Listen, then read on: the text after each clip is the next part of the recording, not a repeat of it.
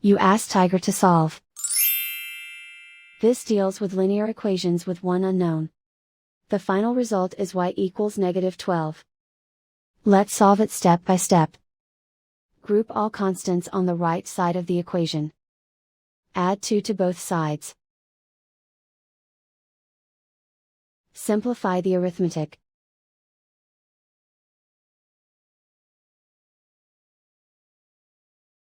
Isolate the n.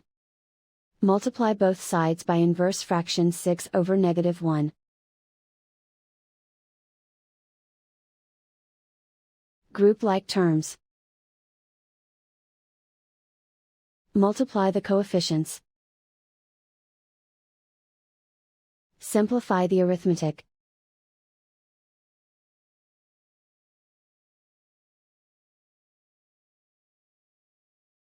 And so the final result is y equals -12.